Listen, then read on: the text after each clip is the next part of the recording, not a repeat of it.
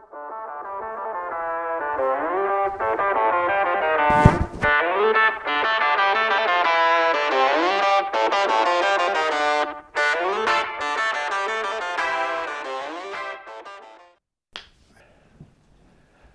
guys, welcome back. It's Mead Monday. Now, you'll have to bear with me a little bit because I'm a little bit tipsy. Now, we started talking about mead in the last video and I introduced you to Moniac mead, and we're still going with the Moniac.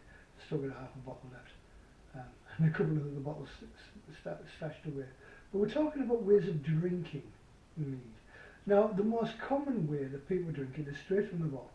Pour it into a cup or a glass and just have a swig. Nothing wrong with that at all. In fact, that is the ideal way to drink it around a campfire, from the bottle, or poured into glasses or cups. A horn cup, if you can get over a horn cup or a drinking horn, adds to the mythos of the drink. But tonight, we're talking about drinking it warm. In the same way as Japanese drink sake. Now you want to heat it up gently. Don't put it in a pan and bring it to the boil on a cooker top, because you'll just ruin it. You will. You'll boil off all the alcohol, and you'll also boil off some of the other flavours as well. It's not a good idea. Don't put your bottle in the microwave with the lid on. You'll blow it up. What I would do, what I do, is I've got one of these cups, basically for heating soup up and things like that. It's got a sealable lid, and I put it in the microwave for a minute. No, a minute and a half, depending on the power of your microwave, but a minute and a half, no more. And that should bring it up to between 35 and 45 degrees. And that's the ideal temperature. And if you can get it exactly 38 degrees, it's really, really nice. You can get it to body temperature. It's brilliant. Now, so I've warmed this up. Now we're still using our little shot glass, and I'm trying to pour this out without pouring it all over myself.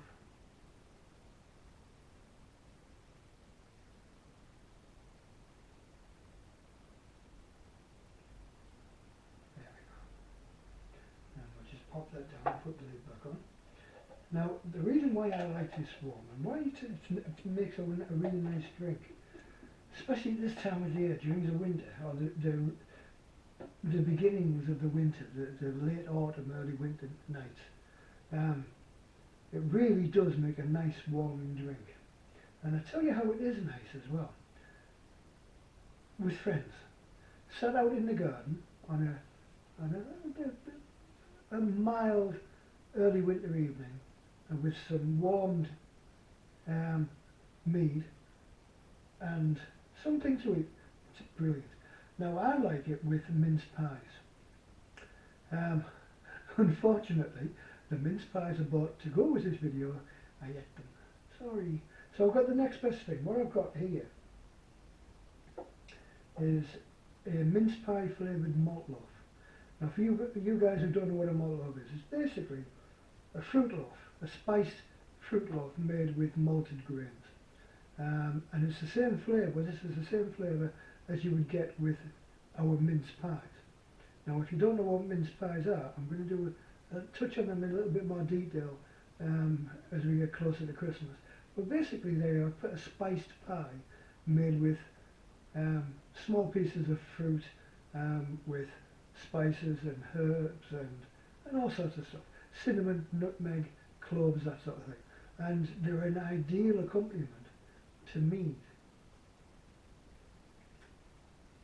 And have been in England for a long time.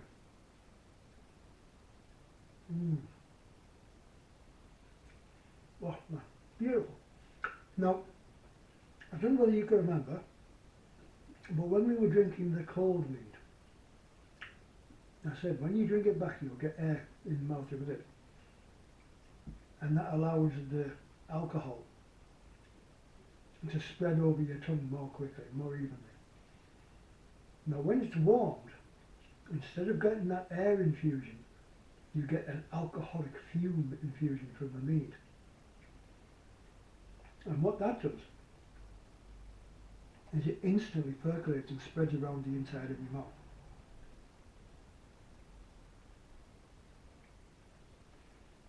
And it sort of primes your taste buds and everything ready for the incoming mead itself. And it's the best way I can think of to describe it. It gets everything ready for the liquid. Now when the liquid hits your tongue, when it's cold you get that sharpness, that hit of alcohol that quickly runs over your tongue, down your throat and then back along the sides of your tongue. With this you don't get that. And you don't get that juxtaposition of cold liquid with fiery flavouring. What you get is just a warm mellowness that spreads throughout your mouth quite quickly without the sharpness of the cold or the heat of the flavour from the cold mead itself.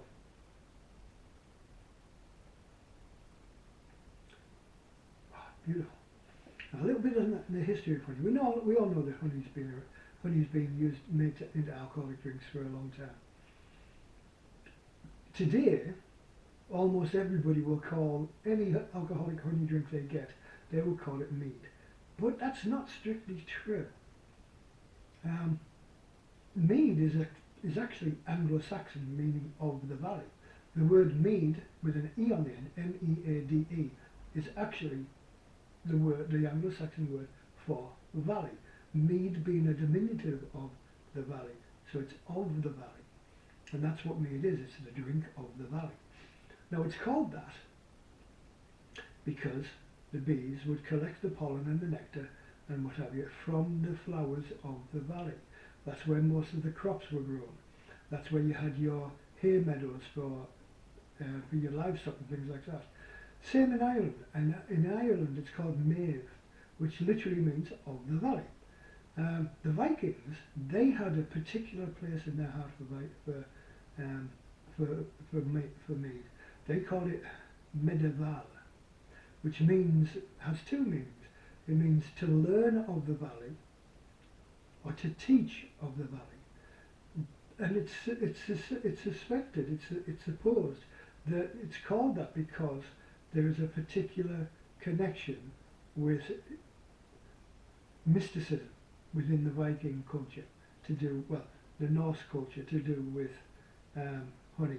And it's entirely possible that the meads they were making, or the medieval that they were making in the pre-Christian whenever, might have had a mild soporific effect, because it is known today, if you make a mead out of acacia honey, it can have, depending on how strong it is, quite, did I say serious effects, shall we say?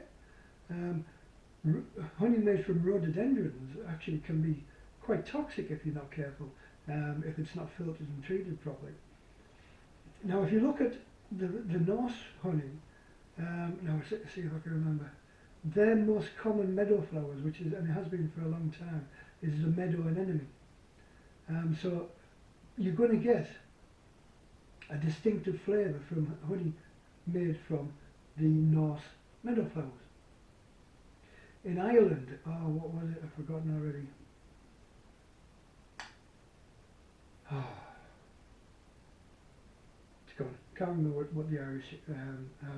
I've forgotten the English one as well. But the English meadows actually had a lot of arable farming.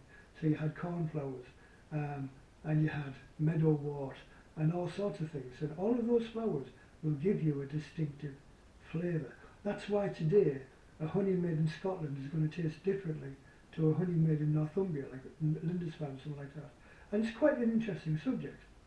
But if you're drinking mead, it's actually the English drink, the Anglo-Saxon drink. If it's called anything else, it's their version of it. I'm sure in America, the native indigenous population probably had something as well. Oh, that's just so good. But as I said, mince pies.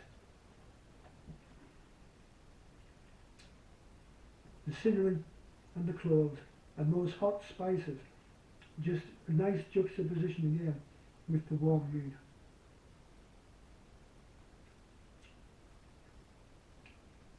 starting to cool down again now. But beautiful drink. Give it a go.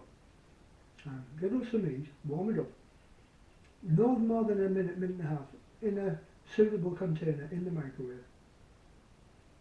You want it above body temperature, 36, 37, 38 degrees. So somewhere between 35 and 45. Drink it in a small cup. Brilliant.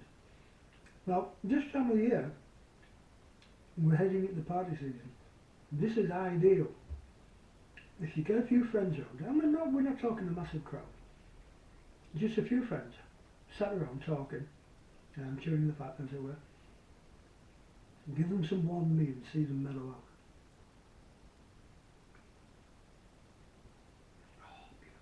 Anyway, hope you didn't find that too boring.